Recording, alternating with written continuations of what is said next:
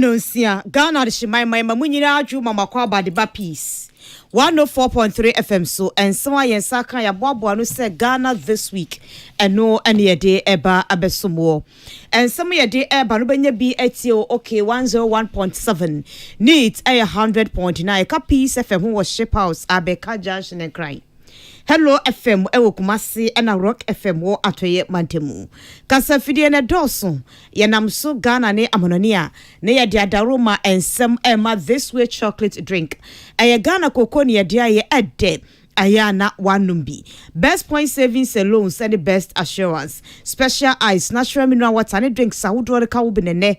Omoboye chidom. Social media ye live was so anu ye peace 104.3 FM. Eye Facebook no live aya na wode wadwenkyere no aba na wa like wa share na wonua bi enya bi ehu akenkan na watie sanso na YouTube no eye despite media ensme de urban de dimo akotini ebi ene se Branche bedwamu no panyinipa be de akira ote adom kuma ne se bro mantamu no enkabomu ni wonti no empuntioma Mabru don frefo de ma NPP amonyuko no ewo bro mantamu de atudwa se bam puntuo pa dia NDC entimi fa no ho entutu MPP de biara da Onmanyafo Seth Kwame Echampon ede atudwa se Ghana fo aye wo bini fasika me hyenhye ahodo aba no yenka ka opoye mantimi fise ho en Independence Day no bekoso Ghana Revenue Authority mpenifo chirim se e-levy a ode baaye no senka Ghana fo firi wo mpemu gitumu eye ne se obetwa na komapamu a ene nka fi bia mu oni yenye sika fa firi e-levy mu kura no na enye 6.9 billion Ghana cedis. General Agricultural Workers Union for Galamse Asemfusa Cynthia Makuayo ayeden. Mpenifo da Asemfusu College of Education anu chirim se for acquisition for do ntibeto ayeden dia mo papa pentina fi edition for ahasa eni edua samiensa 333 pe eno otimi gi won school num.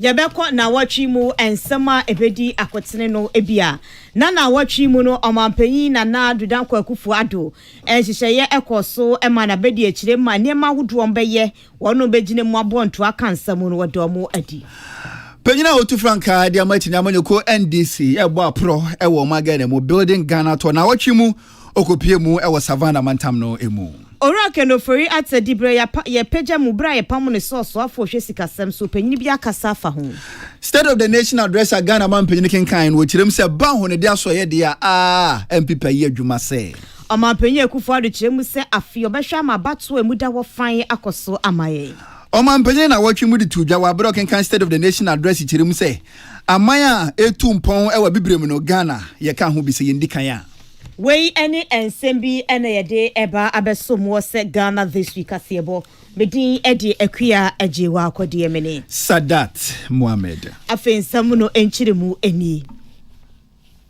Oko mrashe bedwamo mpenifo mo na etia edom kuma no na bedi akire no eyo nmunyamfo Ibrahim Ahmed na wode atudwa akire mu se bunu mantem no ase ate akachie kakra ewo mpuntuo kwaso ni nada ene se ahemfo ne amanyofo no enka momu empre empuntuo no nti ena ama na ba no saa wode nse we nada atudwa wo Sunyane City Adolescent Parliament ebra okosi achiamenyene anemu ebieye na saa Sunyane City Adolescent Parliament no eyanhia Global Media Foundation for aya yema emaburu kwan no mo ache mo adwene wo amamu hyehyɛ ya ewo enkuda afamu die na aboa amane mapa afanentuma pefra onimonyamfo Ibrahim Ahmed akirem se ebere aso se yehwema empuntuo ne mapa ekoso fise Ghana mantem awodu emrimpuntuo ekoso pa bekomu no na emfa woni amanyoku asomesia na so bentin wom anaso hini bi wom no omokabom ye adwumenti bunu fonso no amonye saade ni bi Kobo Busia about 50 million euros. They are costing new structures for different regions. They are Kobo Busia 100 million euros. We are completing universities, we are completing other things. But when no say yent mean building you know what about the library? So no matter what you did grow. What they were seeing, I saw more than they were showing to us. Then you go to Sunyane Regional Hospital. Both MPP and this we are RCC and Ayafawa and they just a confirmation. Say 2 hours no more do bedru. So it's better we come together and fix these things. We and also free you know your school of forestry and near converting to University of Energy and Natural Resources. In the school of forestry classroom now near 45 per class, 30 per class no. And then university 1,000 or 2,000, 5,000 per class. That is why I was hurt. Minister for Health no freedom maha. Ubeti yesi ye Apiapin hospital we ye kwaji lonso. Na parliament ya passy. We must come together as a regional common platform. Yem fixe UNER. Bosnia na ye bo ediako you has no. Yem bosa Bosnia no bi. Na yem fa wie UNER. Eno achire no wachire mu say sunyane adolescent parliamentarians any organizations awudo maya de pa enkanka ni Global Media Foundation so mo identity we say aba ebeboa amanema akoso na afensu behwe ama mercy kupon assembly hye no afanentuma pefre benya nimdifo ne akunira omo ebebam abeye adwuma near Otisa Kuno, Wayad near or sponsor Munso Wayad. You cannot be repeating the same thing and expect a different results. Near Nkolai the way of Mukasai, Obiwa, Yatwa Barman say Oncom Rashabijofi, or a professor who could do parliamentary crack anything. Say Osoria, Mr. Speaker cry anything. And to share all over the world globally, Titino, even now in West parliaments like Westminster. Say Yatwa Barman ne Pano no kwa, yes, it is 6 months and Sana Wakasa. By the Nkrai, Utwa Barman in there, say Onko Parliament House or kwa, the one of Bikin Yakasa. And I dare no more, you know, may man mean who say, and then there no motive or moka say. Throughout the proceedings, Minti say, Obiadi Obiate. And the man many Gio may know. Wey penyina wano ye banda mrashebedweni wasan so deputy minority chief whip onwenyanfo Ahmed Ibrahim. Mabru damfrefo edima wosono kokrokwa manyuko NPP ewo bonomantemu eni wura Abdulrazak Kopon openyina kase de tudwa se afia bato a yewura mu yi eniema Ghana fo behwe animu no de ato aba no ebi eni mpuntudwuma na aboa bia nso no obedore sade ya na osu aboa praku wo NPP na wo NDC na wo mpuntudwuma NPP manyuko na boa eni na obi nsitorodo matwa eni eni nyina no ededi na ededi so de na ehu behia se NPP amonyoko ni manyina no mosoro woka na eniema NPP amonyoko na tumi aye no obo hu dewuro na Ghana ni babia no ohunu ne ya wonfa na sonte na wonya gidie e NPP amonyoko no mu na breaking data ni so de hu na si NPP amonyoko na ni so no entumi embrem o chems electoral area coordinators polling station officers woni amonyoko ni me wofom nyina no wonyina ba beka won ha bombuno mantem awurawura fiafie mu eni eniema NPP amonyoko no Ghana mampe na nado danko akufado ni na bedi Dr. Alhaji Mamadu Bawumia wa body asum Ghana no wo denedi ama Ghana fo nyina ehunu bi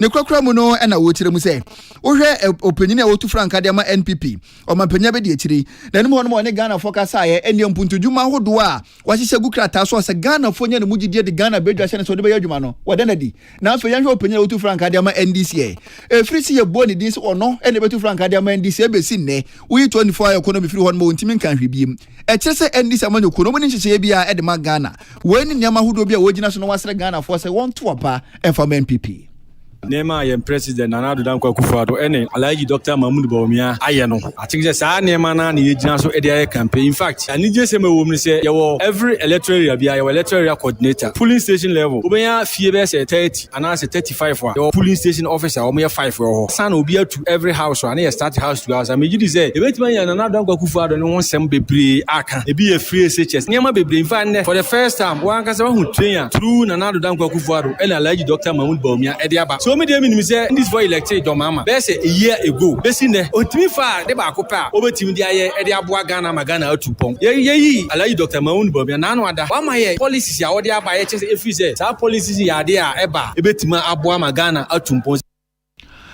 enu akire no na owura Abdulrazak Kopon sadia pisu biem se ba bia de na ye no usoja na hwe oyonkonkwan mu enu 24 economy a NDC diaba no woni de wadwene ho an wo hu ni say enka na Ghana mampanyini John Dramani Mahama eni NDC amanyoko no sabi mpreduasa 24 economy no manwene ho yi ansa na omoka o chense 24 economy no ekoso dada hey ayarsabia okọ 24 hours omo ye adwuma aposi for 24 hours omo ye adwuma fire service for na 24 hours omo ye adwuma chense 24 hours no ekoso dada enti adie na NDC for hu say yesoronko e wo 24 economy no mu omo pese omo de ye adwuma yi Eura Jomama, former president. I'm so young, you know, 24-hour economy, and to go to hospital, a doctors, 24 hours. About transaction, bank, which we use can be out, about 12, about 1 o'clock, how much we use, so 24 hours now. Can MSO no Ancasan, Oyantias, or only police in here, Tenerife, our Bonhobine, or 24 hours. So 24 hours, but okay, our bus drivers, I'll be check over 24 hours. So I can 24 hours, it's only 24 hours now, because I did pepper baby. Meaning over for some say, and I just told you, coming to work, and I'm going to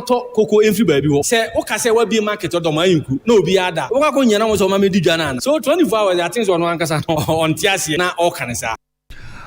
Ora Abdul Razak Opon mabunu dom frefo edema NPP amonyukuno ewo bono mantemu nene ena etwagu ye yaja wusu berema doma FM doma hinkru na manipo enie ukwada a edi ya nimu yi eye Ghana awoda yenya emfinhia no adiosia enso 67 years enti Independence Day no empenifo asigina yese apoye mantem ahinkro kofo mu ena dwumade ni bekoso enti enamso amapoye mantem suafo onmanyafo Seth Kwame Echampon wane Business and Investment Forum penifo akwakohiem enhyiemu no ase ena ode tu dwa kire mu se wana nyankopon adomo ato wonsam wono mu sika pe baabi edu mu sika akwakohiem puntudwuma wodo mu no omo enkai apoye mantemu wasoba apoye mantemu a omo waniema bebra ebebo apa ama sawudi usika be hyema mfaso be firi so aba na afensu mabunu anya bi aye ebi anikuayo akwansra efiridwuma adwadie eye nimdie nhyehyeye ahodo aba technology ene niema ahodo eka ho ebie etisa Independence Day a yebe na poye mantemu yi investors emfaso emfa dwetire emra apoye mantemu informed by our interest to drive economic growth by showcasing the untapped potentials of various sectors in the region, such as agriculture, tourism, manufacturing, trade, investment, technology, among others. The contribution of the foregoing to the overall growth and development of the region cannot be underestimated. For instance, in the area of tourism, there are a lot of tourist sites in the eastern region, such as the Boti Falls in the Yilo Kobo municipality, paragliding on Ojanoma in the Coal South municipality, the Big Tree, which is the biggest tree in West Africa, in the Asene Manso Akosu District Assembly. Watu asubiemu ase ebekua yose noa eyade bia edi Ghana achifiti yamponte mreso abepim samri eye omane fapim papa a etwafata se yade sika hyemu na eboade nsakraye mapa ediba oman Ghana mu afezu so no etwafata se Ghana fo yenuane a ye wono yedibie na yebomode se be promote agribusiness no na ma foreign investors enso so abamu bi. Tourism as a key economic driver does not only generate foreign exchange earnings, but also creates jobs and wealth, and therefore needs to be harnessed. People's interest will be aroused when tourist sites are beautified, kept clean, and well secured. As stakeholders, we have the responsibility of working together in ensuring the sustainable growth of the sector in this regard. It is also worthwhile to indicate that with regard to agriculture, the region's commodity satellite market initiative remains one of our strong pillars, which dovetails into the vision of the President of our Republic, Nana Addo Akufo-Addo's government of transforming the agricultural sector. Enia yetiye ye apoye mantem suafo monyamfo Seth Kwame Echampon Michael Crofine de nse we bae nanu mu ho ena NPP abanya Ghana mampenyini na Nana Addo Akufo-Addo da wana no eye se wasom daye bi na daye a waso no wahunu se abefo kwan ye faso na ye di sika dwadie no ekosoro ewo Ghana papa enu ntini bonsu odejeje eto no so de kokko pie mu ewo abefo kwantempo no so no ye ne so obejeje eto ni bi wo kwantempo no so ye ne ebebo ma Ghana ye nyesika na enkonko ba se eto ne agibi obenkum ne agibi onifanti no ene aban so de 11 ne ba na to 11 watwam esan so ohun say e-levy ni sika de be maye no enye bi krampo na to no yenya edifrim enu ti aban de e-levy baye na e-levy no e baye no Ghana for dodo na kasa di tiaye dodo na so wanfiri wayem wanje antum so obetua enam so ema yenkomra no sika nka banpo ye se wo sende wan si da betua wo so no eso kokote enti awi achi ni sika nka ban hwa ni mu wedi afri e-levy no enya de asada ye no ekokọ ba mu na we na ma International Center for Tax and Development na Ghana Revenue Authority mpenfo aka won to ma pam ho eye ne se abefo kwan yefa so na ye de sika dwadi ne ekosoro enti eto na ban ye no so obeje a ene na esefata se woje na emom hyehyeye ene kwampa ban fa so obeje ye no enu ne hia ene ntiro de dwumadie so nkwa hyehyɛ so apoto kasem no edi wode to so ene taxing mobile money lessons and ways forward ya jiji sika wa abefo kwantempo so na se mobile money so no na yesu afiri mu ene yakọ animu ne wo se ye ede efa ho dwumadie ya se no ena Dr. Chasadai opinion wo som ewo Ghana Revenue Authority wo kasa wase ne kasem no na wo tirem se wa bra aban ye so de e-levy ba no obubu ya no na nko hwe animu se nka afi no bekwa wiye no abaya nya sika kura fa mfi e-levy mu no na nya 6.9 billion Ghana cedis na so bra aban ye bo e-levy so Ghana for yes won tua mra se bedwafo se ya yoyi ene nam so e ma ne e-levy na so kokote na so nyina mu no afi be kwa apro no keka ne wanya bomu a be 1.2 billion Ghana cedis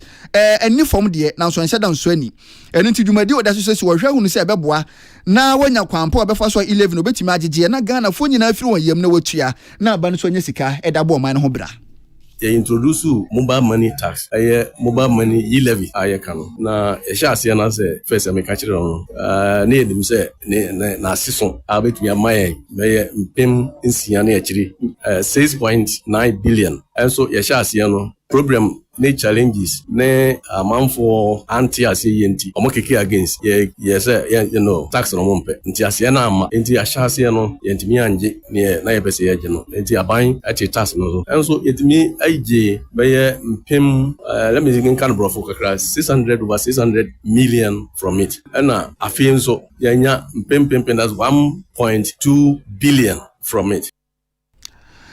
Ne kwakra mu no na Dr. Chasadai yesan de apisu biem se Ghana fodoro na e ka se e-levy ne be ya abanhwe na onyimfiri ho o sere Ghana for pa se yemfiri yakoma mu pepa mu na yentua na yetua no sika bebo oman mu aban be fa so na wodi abonwuma sika na ye gene de ahomba so aban adwuma ye so ye no edoso na mum ekopa se mobile money no every e-levy tax no afia na amanfo a start say omu emuvu asua how to use mobile money no na eboa yen so akwantifo na akronfo yire omu kwan so na yaji omu sika na ne kaka ho enti se wudi sika atu mobile ayiso na ebia obi fa factor kasi se ukite sika na audit kam ni ayiro kwan so na yaji enti no e-levy no ewo niema kakra ebre na se high enso no se yaji sika no so a eboa yen enti ne me ka kire ya manfo no se sabre ya aban ensesa no de yina yemwa aban no na yaji sika na eno na aban be ya kwan o be yensu o be yen hospital ne school no nyina amai. Dr. Chasadai, Deputy Commissioner, Strategy, Research, Policy, Programs Department, Ghana Revenue Authority, nene, etwaguye Clinton akosiamu akon na manebo enie. Adia baako a woman edi yenya pa no eye galamsey otimi se asase we pa de enka ya asase bedia enka ye dosu koko ye branch anase empo aburo anabode ne yedua anka beba ama yenya nnuane edi na so behu no na akwabrane akofa fidie nyafunyafu ba besi asase ne so obefuntum asase na bo agura asase ne yem ayi asase ne yem strade pana to agu akase okakọ hwe godu ebu onso yensuye kama pa ensuye ni krojene woti aban bomu pe wasebia no na wosensuye nei ensu kom ade Ghana fo abre tiesu bonton edi ntesuye na ehuro yensei wenna daka ho bi nenam so ama General Agricultural Workers Union emperifo ade atutwa se Ghana podie kwayo enye de biem efise gadamse asen sase awudo ni nyina ama yeni tutu ato yensem eno achiri su galamsefo ya daroma yensu awodo ni kwaye brentu awodo ni nyina no omo ase no ama kwaye patum se enka kwaye ni enwia jejebe se de kwaye ni nyina ya dane esre ebi dane wura na ebi nsu krampo de wuhu de wode befre no penyina wono ya twotwo ni ewokonim owura Edward Kare any Peace News edi nkomo esra ban se abanye na afam de bia danhwese galamse ni beja na empo no ye de abefu bewura kuayom. If you look at agriculture and you look at Galamsey is destroying agricultural infrastructure permanently and irreversibly. Look, Galamsey is drying up rivers. Galamsey is diverting the course of rivers. Galamsey has polluted the waters of rivers, killed all aquatic life in the rivers. Galamsey has destroyed even farms, existing farms, cocoa farms, palm oil farms, rubber farms, and any other, agricultural farms. Galamsey has destroyed it. Even the forest that was there before we were born, being destroyed permanently. And government does not have the capacity, the technology, and the resources to reclaim these lands. Enu achenu no ose nyame ya aduma afi yebeto aba. Yeto aba na dane sebo se den ya amanyoni ba kubi bedi enkunim ewo abato anim. Enti se yeto aba de ma na be yo mampanyini no a.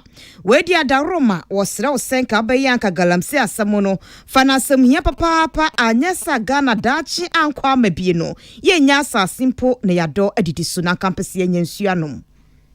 Any political party that is coming in must be able to tell us that how they are making sure that Galamsey will no longer be a thing that will tolerate going into the future. We are not saying that we will be able to eliminate it altogether, but we cannot allow a free hand ravage our environment recklessly with impunity and nothing is being done. We cannot allow this. Even if we don't want ourselves, the future is there, and we must preserve future as well. Otherwise, people have reserved these forests, people have reserved these rivers, people have done Galamsey before, but they never destroyed the infrastructure for us to come and use today. So we shouldn't think that we own the environment to the exclusion of people who are yet to be born. And that must be drawn home strongly to our leaders. Eni ayeti ye General Agriculture Workers Union omochochoni Ora Edward Carrell. Addition for Bayer Ahasa, any Eduasam Yensam 333. And a won't tell you pin for that for Su College of Education and Ryan Sevembra, now emergency a school. Now pin for the Mambrania Maniago Ponoso edition for ye, or day edu muscunumu. You may dare see no and opinion of the school and Dr. Anthony. Waka said to just obey Piemu, a for Su College of Education. And ye impunto dear Udi who come papa, and Yaman Quay a schoolnum. O chiremu say fa ko addition for na man odi wonti beto no be ye mfinhye du 14 years in ye na get found shase say wo si baby e de addition for no 14 years akini oba behwe a baby ampenfo gya no ne da so ho wonti mi nwie ye afa school dan addition for timu gentete ene kete wonkom library ene yete senkran single room self contained kete classroom yi enchansi nyina bubo ntokuro enso to na tese egum se ya embo addition na de kire mfa no tuma pamfamfira e wo for Su College of Education wogina so na wasere mpenfo ka bi wom so be hia wonsam emwa. Most of them no in the 60s no see. You see our buildings ni bebre aye weak. O share your ceiling, o share walls, no windows, ne doors ni na ebi dodo na here replacement. Buildings ni bebre nsuo to a leaky. So until most of the buildings ni here serious renovation said the beya ye betimi e dia ye djuma ye no. And our student numbers no so adoso. Until my library ni say it means serve even 1/5 of the students. And other facility like say a science laboratory and also equipment e ho no entimi MY ma ye nkyere nkwala no ye ntete nkwala no say the person tete omo say the be ye omo so kwa omotimi akọkyere nkwala na de and ICT lab nso sa computers e ho no kakra bi na e ho so school for the doors nti ho nyina ye ba bi a ye hia moa school ne population currently roughly around 1,600. Straight yesterday, I say contractor no yejumano. Omomo modiano mano resources no here no. Enu achire no na Dr. Anthony esan ede atudwa biom se enyenyenye kura no enti se pedi. Dodo na pe ye senko benya kwanya na so wanya kwanya. Enti kakra na wontaye no obesere se niam nheda nkoye die na so womye wani na wonsu ade. Oma ba asom be training normal teachers. Teaching is their profession be a here discipline. Enti oma ba ha na we say omo say addition number na omo fa omo addition very very serious. Na omo science so exercise discipline said the be ya omo ankasa na omo character a omo de out that cultural dem. E bit me amboa nkwala na omo etete omo no. Ye ni PTA. Na mom ye wo alumni and I say all students associations. Omo mom na year groups ni bi abeboa ebi abe my furniture. Penny awada Fosu College of Education ano Dr. Anthony Nene ena etwaguye na eno akire no penny awada SRC ano owura Foster Kwachikese enso di tudwa biem se school num no omudoso nipa be 1600 nanso so no ensuo odi hu kompopa ne nyina ne se nkane ano eso na adum ekobasa Ghana efe ne dum so enti machine pumping so no entimi pumping so se na wo se pumping ne defa enti ko nyaaya anka man hyeda mo transformer soronko na abo school no we the first scoopers mutie me mesre mo bibia ba mo nsem mo wo address ne numbers ne mo be frɛ no makam ho abom na mababa yen mmoa e wo kwan soronko so ye besre mo kam ho mbom yen aban ba so ye pese ye alumina no ye very strong and ntini gu ahoboa so de ne ma etutu akwan mu a ye de mu nyina beba one umbrella ye besre so mo tie nkan ya mprimpria omonji me number e wo student administration ho na mo ma yen collaborate na yen boa school na school ni CP ensita SRC president Oda Fosu College of Education ano Foster Kwachikese ena motini ni na ono na kasa ene de ayo Prince Linford Nkwa FM na manibo enie Civil Service Training Center penyina wada no Owuraire Dora Jawa de Chum ena wode ato Ghana civil service for the nyina nim se aya mo emra maginim de ne teteye wo madwuma mu nim wachire mu ese enkame ayese afibie mu no civil servant for be 5000 de amoba civil service training eba beji entity na mo ekonso atimu say yes omadwuma no sakraye abamu a edi enigye animpuntuo aba Wadin se we nyina tudwa ebra no mu ye training ahodo ede ama civil servants ahodo Ghana ha ebebo mu dwumadi omo eye no entiase akomu ye no mu ekuo ni Japan International Corporation ena akabo mu edi sadwumai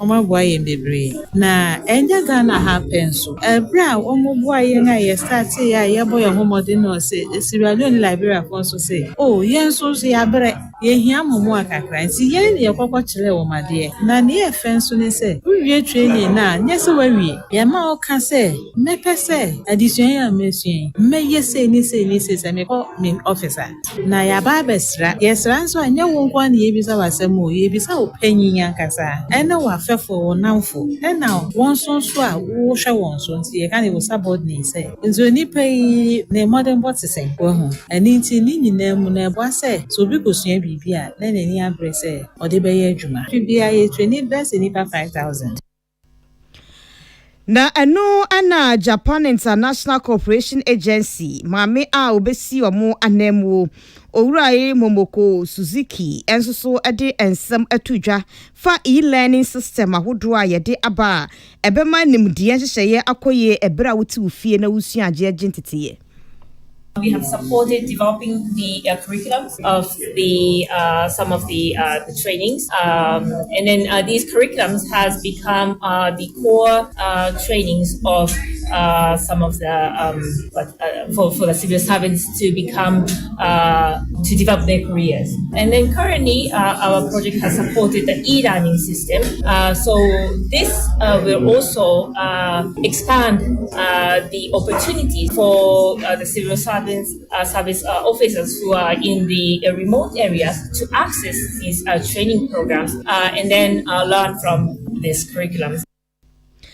Owuraire Momoko Suzuki wano na Japan International Corporation Agency wayomo ana musini ne etie no Clinton akosi amo akona de nsemu bai pa wane bre sanso ena sutobre nso e wane bre na Ghana Meteorological Agency GME timpin for aye ne say no sutobre no eba bifrase na epenu kwa we ne ho behia say woni akuafo ena eku ahodo a brano no watani akuafo nyankitahudie edi ehia no wo kyerɛkyerɛ mo bra nso no befrase bra kura wo se akuafo frase na odua wono maye na ebo na Ghana ennuane busu na nkonkoba se putupuru mu akuafo beda so da kro na kyese nso no na eto no bra wo se odua ne manapa ho ekoba sa de ho kyerɛ ba Ghana fo so penyini a wo hwe kyiri ewo Ghana Meteorological Agency wo Eric Suman ne ka se na wo kyerɛm se wɔne asɔyɛhwɛ kwa yɛ ho nsɛm so obedi ahyia na afei agrek extension officers so no wɔne ɔmɔdi ahyia na sɛ na wiem bɔbrɛ esi kɔ ne wɔhunu no wakyerɛkyerɛ mu de akyerɛ mpanyinfoɔ no ɔkyena bi no ɔkɔ akuafoɔ no so a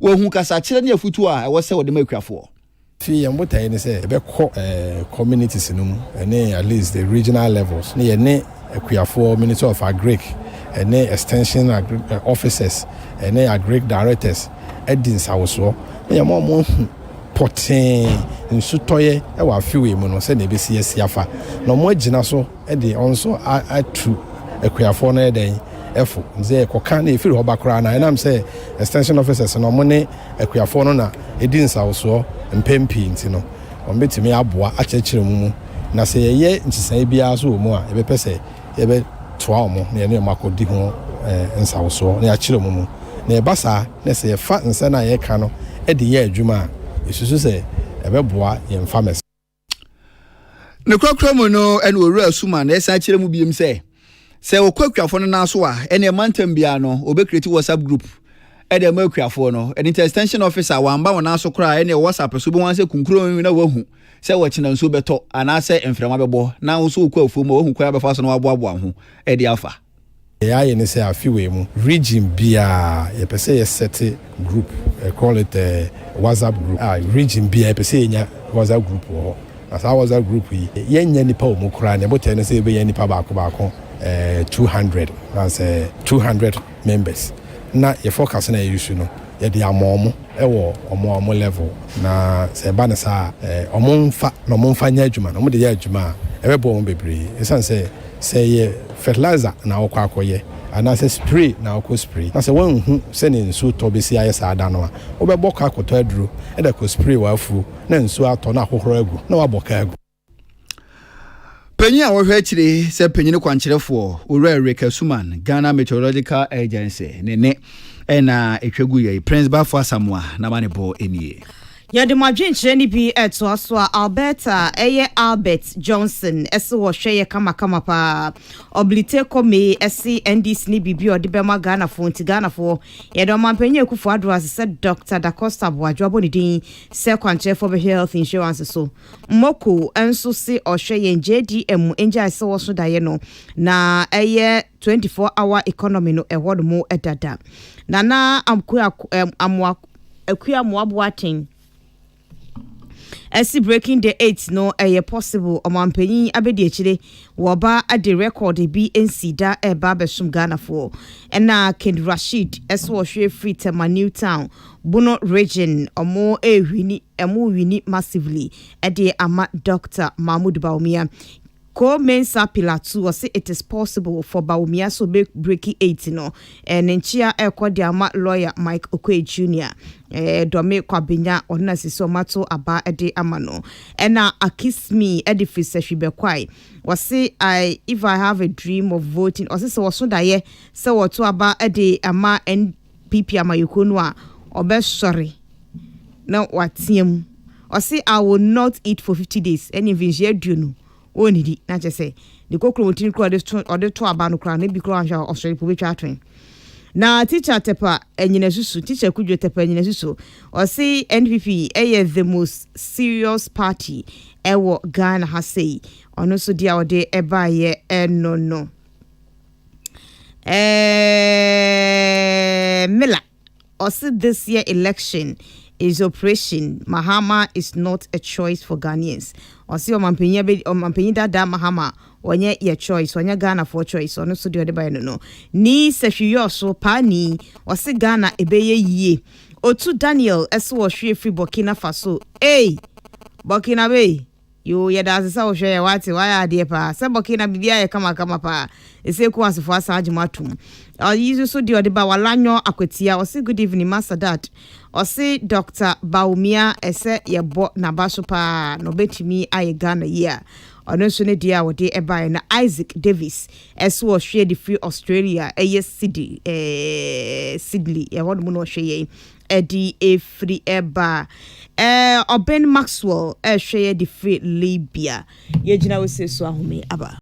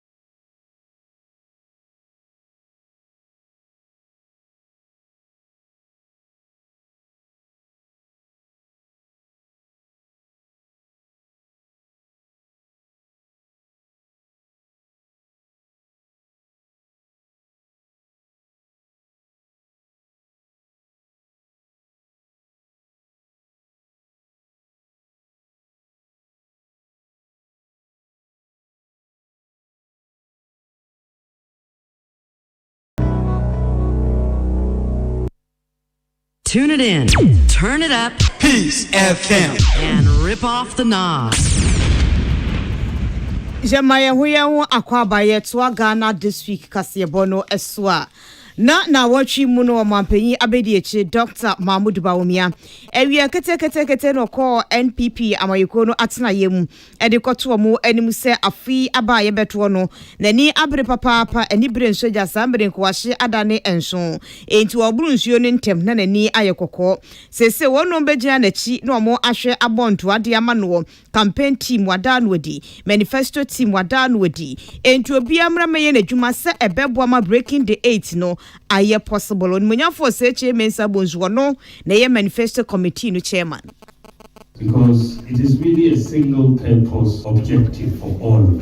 We are going for the 2024 election on December 7th, and we need a combination of everybody. Manifesto committees will come up with the manifesto. The campaign committee will come up with the campaign strategy and execute the campaign. It is very important that we are making sure that the two committees are being inaugurated.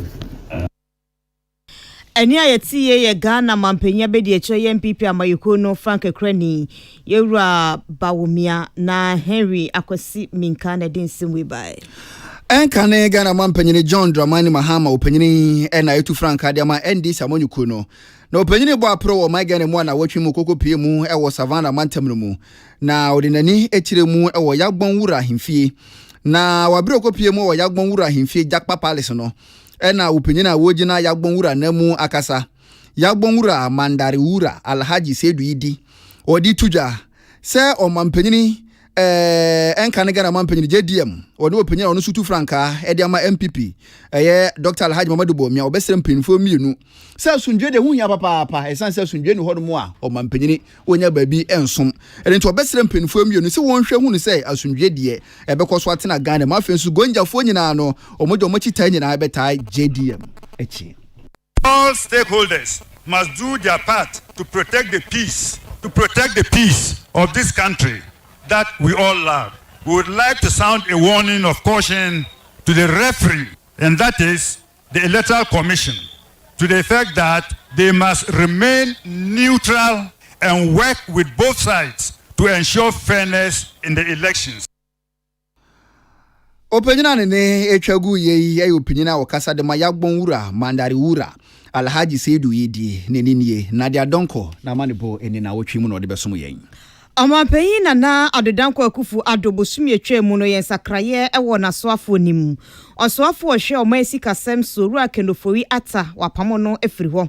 Afedi eni gina na enkrata ne namuwiemu echire mu se Oru akenofori ati epeja ni dibredi mu ane special presidential advisor ena afensu wasansu ye Ghana na musini sonkron ewo international finance anasa international ma no nye sikado to ye bia wono ene dimu ne nkrofo si se wedi eso chen finance minister kan na efie se de opie de kwa abonten gra enti banking and finance financial consultant Dr. Richard Etuahene edi atudwa chire mu se na sa pejana ya pejo rek onukra wantia sifi so ye wo so afo hwesi kasem so no wantwa tew Sadio edia kunyane share nsano CD to dollar na ye 4.1798 2016 and now me no ka say CD to dollar CD ni 12.50628 ye bun kunta nearly 200% depreciation ye to so me no obaji akunyana na inflation ye 15.4 here me no ka say inflation ye 23.5.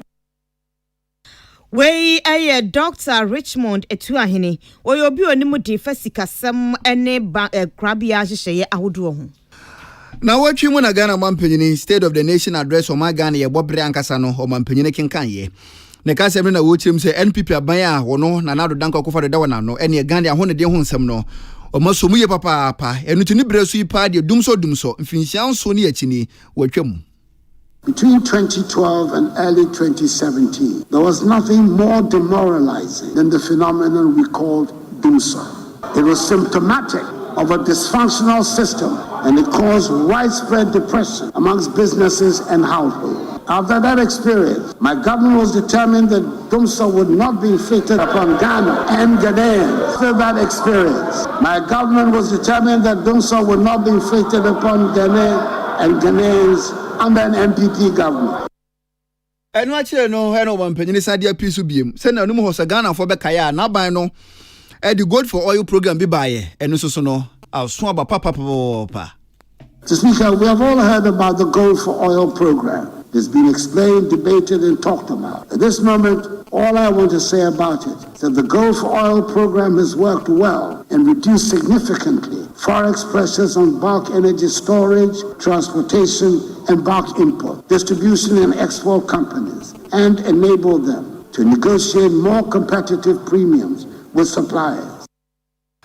Ghana man penny and another dankwa Akufo-Addo opinion sansemana tuja wa bra woken kan State of the Nation address na wotwi emu.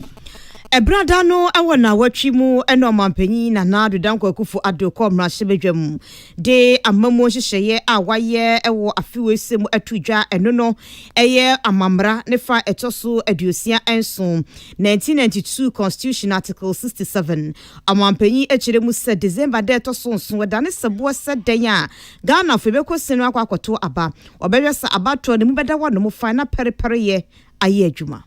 Government on this part will do what is expected of it to make sure that the reputation of Ghana is not damaged and the free will of the people is manifested at the end of the electoral process. And I want to reassure the people of Ghana that I'll do everything in my part to help ensure the conduct of transparent, free, and fair elections. Eni ayeti ye Ghana mampanyi na Nadu Dankwa Akufo-Addo. Jumadie kro no ase no o mampanyi tudwa biem. Se wo hwa amaya wa bibrem na wo musika sem ehuru kosoro pa kwam a Ghana ye ka ho bi. We have embarked on one of the most far-reaching digitalization exercises in Africa.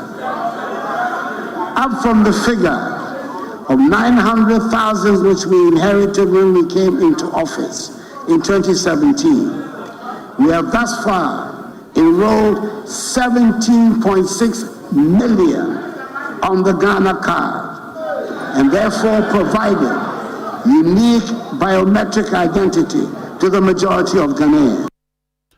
Ne kwakra mu no o mampanyini edi tudwa. Sense say pa NPP mpenifo di egu apono so na enche bebiri. Domestic debt program wode bae no ebekwa wiye. A year ago, I also stated the decision to undertake a comprehensive debt restructuring of our domestic and external debt to ensure we remain resolute in our objective to restore macroeconomic stability and sustainable growth. The decision was not an easy one, considering the complex and diverse debt landscape. Ghana mampanyi na Nadu Dankwa Akufo-Addo din semi tudwa na wochimu wa bra no wokenkan State of the Nation address. Amampanyi kasawie ye no mrahye bedwafo no tenase ebobo ensemo amampanyi kan ye no ho. Osoafo hwe adwadie ne fidijuma so munyafo Keti Hamod kire mu se eye no kre. Ewiase ayeden papa na enso so betimi akande yensesi ye bo se Ghana ye. Enti amampanyi Akufo-Addo aye bi papa se baabia nyoye. Enti Ghana nyame adom ye de ye.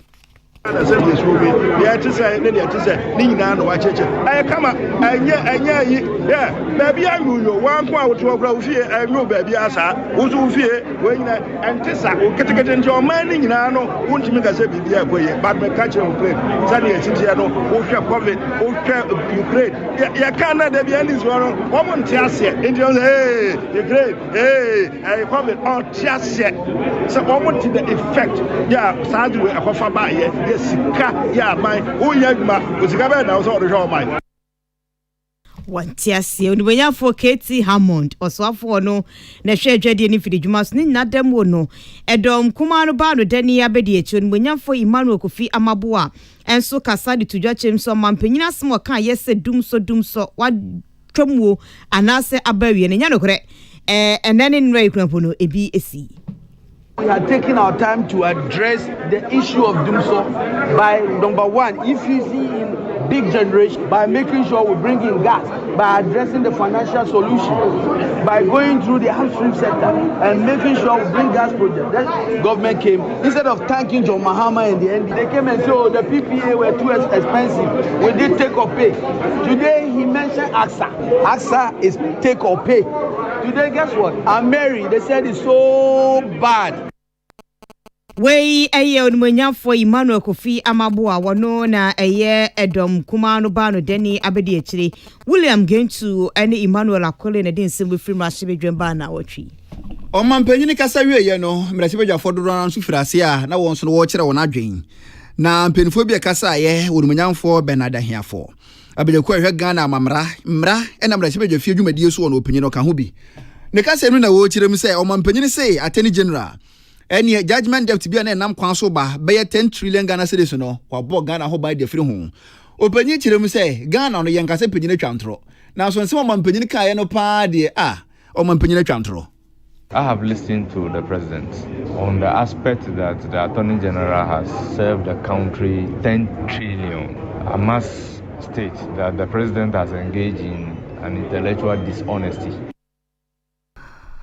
Ora Bernard Ahiafo opanyini odinsami to Jawabra State of the Nation address omampanyini ekenkan wiye William Gentu eni Emmanuel Akole wana manipo eni North Tom Rashibejani onimonyamfo Samuel Okujeto Ablakwa wano so ekasa na watwi mu editu dwachire mu se Ghana mampanyi na Nadu Dankwa Kufu Ado ebra wadi State of the Nation address ni tudwa no akosombo dam aye bieye afrase ni ma ni twifa nkrofo so ewo fra wo apuoye ne enkrafa baabi no wanka ho asem enti ha adwene. Very, very disappointed, sir, and their President Akufo-Addo, the message on the State of the Nation. Wanka Bibia Amfa, the victims of the spillage from the Akosombo and Fon Dam. Spillage at VR4, September 15, 2023, causing so much havoc, so much disaster, led to 40,000 people being displaced. Wei onimonyamfo Samuel Okujeto Ablakwa North Tom Rashibejani osofo abedi akire a wo hwe nwumahia so Reverend Timfodwo enso kasari tudwachem se Ghana mampanyini wakasa de nipa beya no waye wabo adwuma pa ache konkomani agyan oba nwumahia sade ade sika hyemu se tie ne enti Ghana mabunu yedase Dua nam say aban efo mo ka etu mu fees emo mo aduane di eto books di ma wo emo mo uniform ntino aka awofo ebotom a eye 2.7 billion cedis and aban dia say awofo ebotom se mo nso mo kwanye bibi foforo na eba no ye mai daache ye mai enwasua dia eno aban befa ho eno pepepe eno mampani eto ne mo ase eda na di ema obi ahu se eba no and so the other sectors netia aban bia ni wa ba watumi agbo ne homoden esen President Akufo-Addo and Dr. Bamu Bawumia Twafo bedi echosho nwumahia so Reverend Timfodwo ena yeteni kano Emmanuel Akole ene William Gentu na den semwe ebae na watwi mu bra mampanyini kasa wieye no ena dum kuma ni bimma ekase o mampanyini mu a wotuma kenken o ma Ghana ye bobre ho nsema wie adihye wofraw enso twifo mo so wanti mambo so na chese ondwena adihye wofraw ho anase dan na we na afanta kwa south mrasebedwani orumunyamfo Kofi wachire jokum tirim se domkuma no he we a mwasha ase amoyi Ghana fo na ase mo po monum adom na mokotokotofo fom sa Ghana fo ni modada emfa hwema se utia disasters no HCC no president kasa okoho eno achi no ni ministers Betten ministry BI found water resources, even finance minister Kurako. It shows that the government has shown a lot of concern for that particular incident.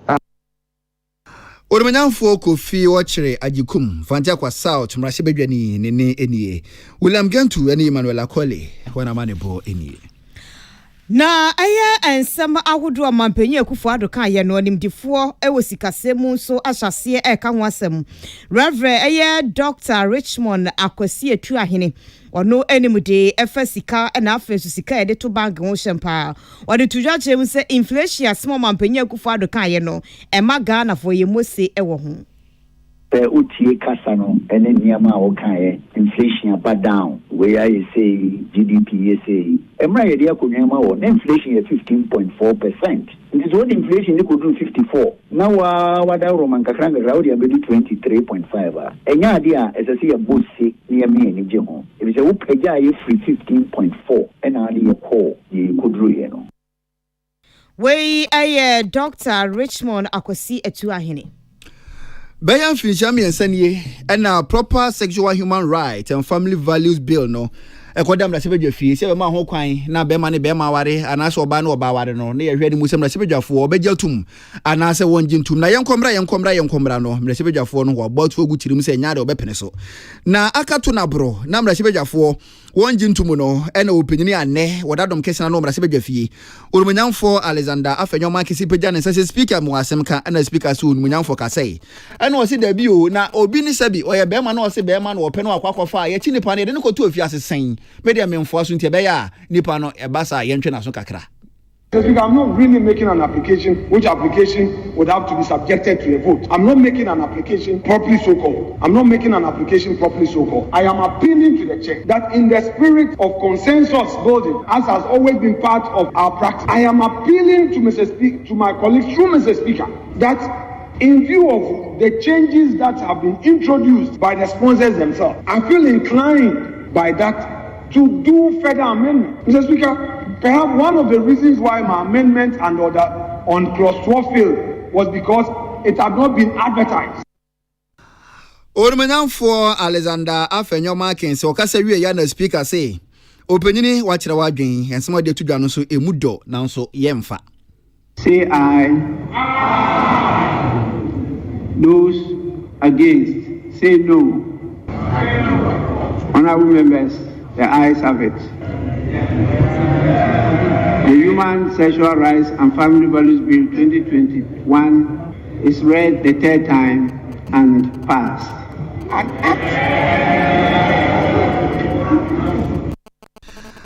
Mrasiba Jafia Chame urumanyamfo Urban Sumana Kingsford Bagbin ene ni wogina so mo amopene so no manga se ai mo amompene so manga se no na chese mo amo se amompene so no makodo so nti yaje atumu na yaje tumu ye ya no urumanyamfo Sam George tirim se ne yepe no eno na bamu no. It's been 3 years since this bill was conceptualized. It was in February 2021 that a statement was read on the floor of the House, and we said we were bringing a bill to deal with the menace of the advocacy of LGBTQ activities in Ghana. Today, the 28th of February 2024, after 3 long years, we as sponsors, the 8 of us, the Honorable Emmanuel Kwesi Bedra, the Honorable Della Soa, the Honorable Helen Ntoso, the Honorable Roxanne Nelson Dafia Mekpo, the Honorable Al-Hassan, to the third reading of the Family Values Bill and Human Sexual Rights Bill 2024. Orumanyamfo Sam George ni ngo prampram na sebedwani ene ono so di nsemi etwa to na wotwi mu a William Gentu ni Manola Kole ene bobo amaneboyi ano. Na aye sabi trumutu fa wo fa hyehye seduasa homa emre ya sesedie Ghana yaji atumwo ya yebo hyire no ene esum feku ahodo ni nyina mu nipa ni ajepa enti ebra ensam ne ba ne sa no na Peace News na yeye midday news ntino na ya kase de Cardinal news editor na ati adwam empenifo tratra homa ma no ema woni nipa ba ko ono so ekasa ewe kwa wondi ye Human Rights Coalition wasansu ye senior programs officer ewo CDD Ghana Ora Michael Akabo ekasa no de tudwa kire mu se emra no de maji atum Machine Jafwa Jatum, some man pay you for the fan in Sasha here. Ain't yet Danny said was said then on my paid in Sasha said ya court to Bebemu. On the court to them papa is a way. A quality any papa would dear 1902 constitution will be a foul with Yashim. 87 the Mrawe bar. Na baby your journey podi for bono, more yet to Duacobo or Monpresso. But what I wanted to add is that, you see, the beauty of the 1992 Constitution is there. And unlike all other constitutions before 1992 is that it gives us remedies to find ways and legal pathways to pursue our actions against Parliament. So the bill passing the Parliament is not an end in itself. It's just the first step of the process. So yes, it has to go to the President. The President has to decide whether he's going to sign or not. But not regardless, we will take up the issue in the court. And the court will have to be the final arbitrator on this issue. We Ora Michael Akagbo wano ewo Human Rights Coalition wasanshi senior programs officer ewo CDD Ghana. Na LGBTQ plus ene ye twoma mpanyini na atimada ne mramu no se wo ye bema na yeso mu ana so ye oba na otombra na yeso mu ye de acha okra la ha se lewa atufo bo fa no fom kra no eye bosumi nsia kyese wo de de ache wo kra no wan hwe ye de a ede na mfinhye nsia ana miensa no okwakutwa na we na ma president a woda Ghana Catholic Bishops Conference ano Reverend Matthew Kwasi Jemfi kiremu say senipa no ye no a ye de ne bekọ adudufie de on hyadamfo aso esanse se bimpredua sabo apraku uyi na teche mu dware no bo ne pada hye na tade a ugya no pe osa akwa teche mu odi ne kwa afiase a ne obeya na obeye enti safo no ye chi omo a ayarsa bia straight na nkaka ohwe omadwi mu enka safo ni nyina ye chibecho if you say right bio e wo Ghana ha na anka banfo mu ayarsa bia bi na ye wo doctor for eni akirekire for na ayifo mu nim sa de ma ya de sa ni pen mu fa sa akwa so a wo mutumi sisa efiri sa suban no ho ebi no sua e wo kwa kan hwe kakra okoye no na aso ne de mu na ati aka ne so tafo ni nyina ya ye bi pen ama wo mutumi aba mo na da mu sani affairs no wo etie.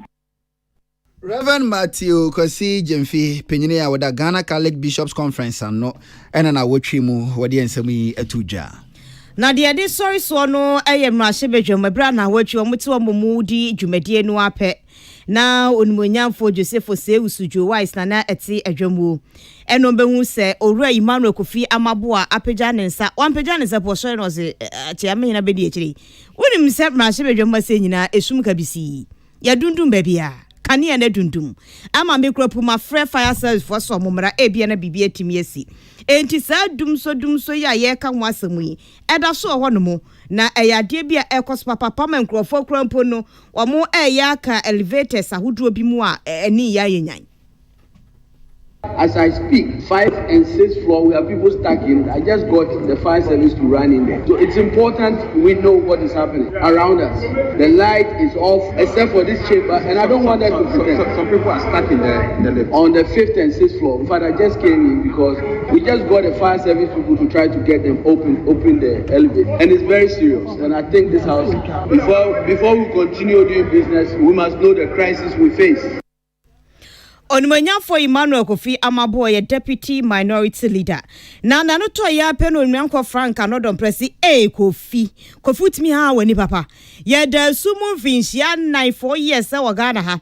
Ema mrahye bedwam ye ba pani akita torchlight ahodo na ye de ba. Enu krampo yanka ofhwi na sima kakre light ya bonani. Ena nti uba be kasa ye tisani ase binsi da. Ebiesi pen.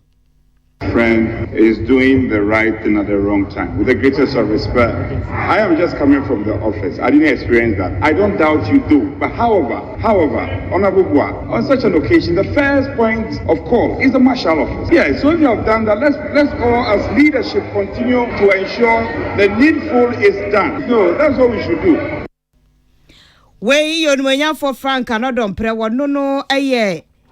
Penyini pa wono netia edom dodo no ewo mrahye bedwamu na ye di aseda ma na aseda ni bi ekọ edi ama Patricia Sifafesha na wo mi ama benewa abene sika Dasmani Abulai Clinton akosi amoako ne spendila vo ne boy chidom yesamufo na ya okese de cardinal ne mami bia makwafo Peter Square na de ko social media ne so wadwencha de ba ye de wase papa pa yenso ye kenka ye de mamwo no midin ade akua ajiwa akode mene Sadat Mohammed yes sorry so sam radio na kire say young boy na eba abetine dwom ene Chelsea for bobo omo ehye tutu mom no boy omo ehye tutu enti eno ene ba enti no DJ young boy sawo na oba ene wodi age won tutu o say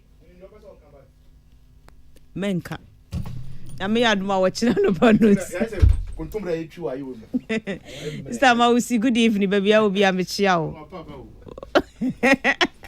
Achina no bonus ye peace kasi ye besan ye abesumo bi. Tune it in. Turn it up. Peace.